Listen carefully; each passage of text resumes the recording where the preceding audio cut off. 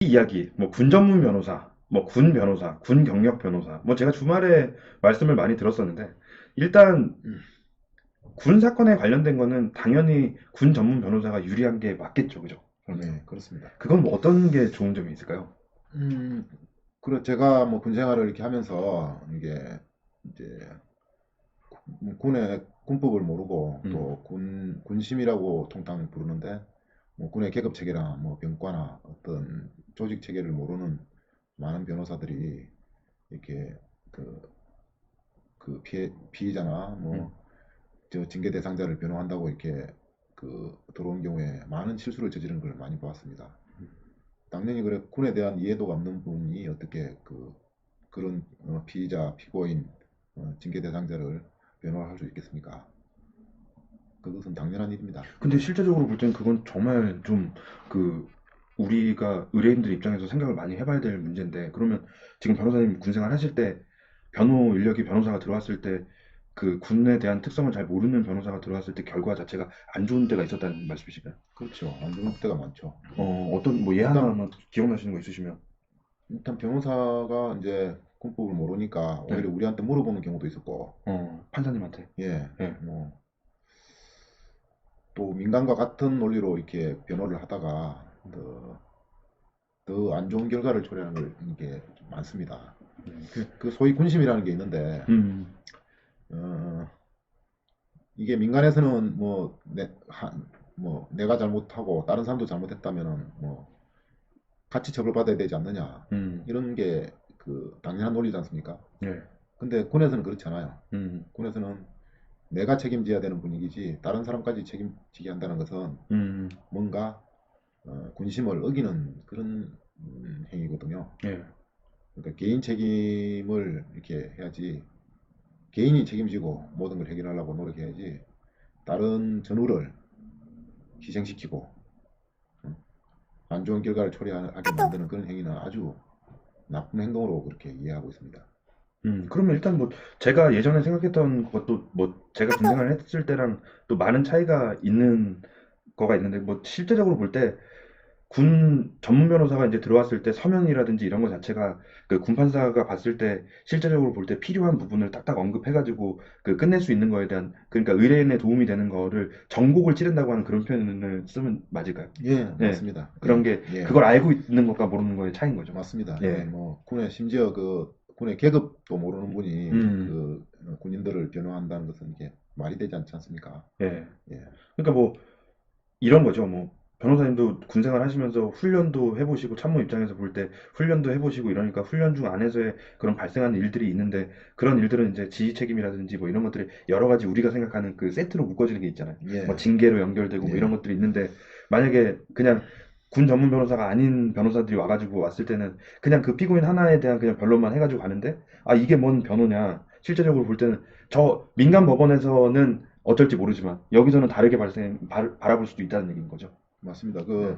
예를 들면은 저 철책선 사고가 많지 않습니까? 네네. 또 작년에 강원도 삼척에 목선 사고도 있었는데 네네.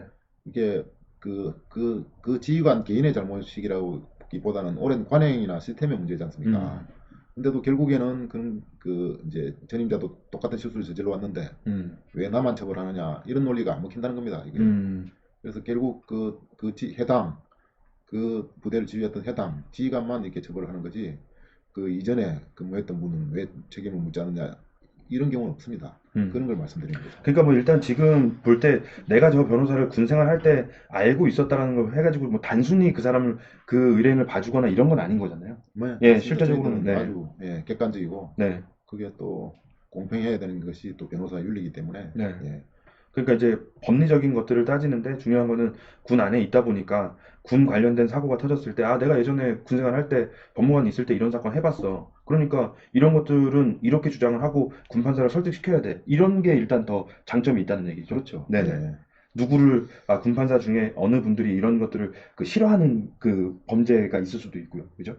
그러니까 뭐 어떤 거냐면 이제 그 담당 재판부의 어떤 성격이라든지 이런 것들을 아무래도 같이 근무해 보셨으면 또 더 잘 아시지 않을까요? 그렇겠죠. 그렇죠. 예, 예. 예, 그러니까 그거는 뭐 법리적인 거 외에도 단 예, 0.1%라도 그래도 예, 좀 더 맞습니다. 많이 알고 있는 예, 것들을 주장할 수 있는 그런 예, 측면들이 분명히 있겠죠. 예, 네. 그렇겠죠.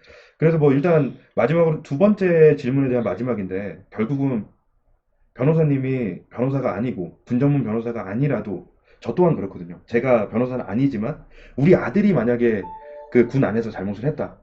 그럼 저는 먼저 군 전문 변호사를 찾을 것 같아요. 변호사님도 그렇지 않으세요? 예, 당연하죠. 근데 그렇죠. 그걸 이제 모르는 분들이 음, 이렇게 또, 또 민간의 뭐 부장 판사 출신, 예, 부장 검사 출신을 선임해서 음, 그에게 뭐 비용도 엄청 그, 세죠. 예, 수임료를 지급하고 음. 이렇게 선임을 해서 온 경우를 왕왕 봤습니다. 근데 결과가 뭐 그렇게 좋은 결과는 거의 없다고 보면 됩니다.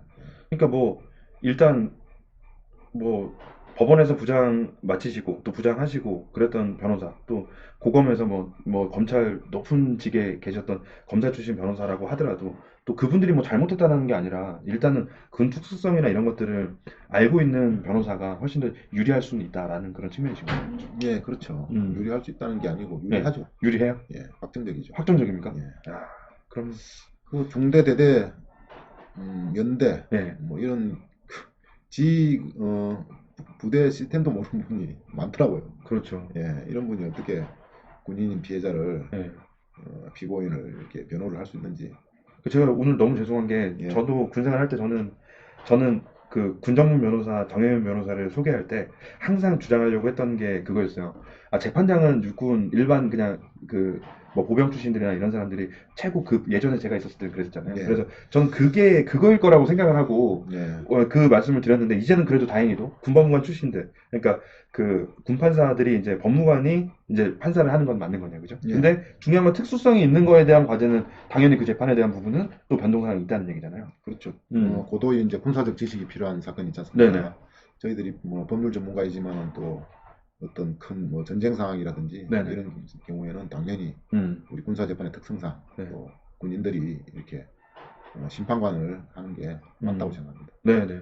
그럼 일단 뭐 자운대 안에서도 벌어지는 그런 일들이 되게 많을 텐데 아무래도 군 전문 변호사 또 군 경력 변호사 뭐 저는 이제 그 우리 정현 변호사를 군통 변호사로 해가지고 막 띄우고 싶은 마음이 크거든요. 왜 그랬냐면 군 전문 변호사 뭐 군 경력 변호사 이런 것들은 많이 있잖아요. 그래서 아니 군 안에서 군 사건만 하겠다니까 제 생각에는 그냥 제가 이제 별명을 오늘 딱 지어드린 다음에 계속 제가 한번 물고 먹어서 언젠가 내년 이맘때 여기 내려왔을 때 진짜 군통 변호사 하면 군 안에서는 잘 모르는 분이 없을 정도로 뭐 군경력 변호사, 군전문 변호사 이런 분들 많잖아요. 예. 그러니까 제가 오늘 좀 제가 드린 거니까 좀 잘 이용 좀 많이 해주십시오. 페이스북에도 많이 올려주시고. 아, 예, 예. 저만 올리는 게 아니라 예. 일단 뭐 군 전문 변호사로서 당연한 거죠. 25년 동안 군생활 하셨는데 제가 보기에는 여러분들 한번 보세요. 뭐 소령 출신 분들 이제 모시면 이제 사단장 정도 모시고 이제 예편하시고 변호사 개업하시거든요.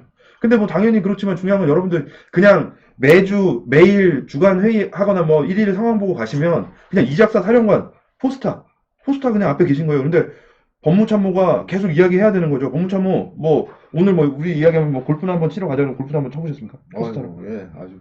아, 예.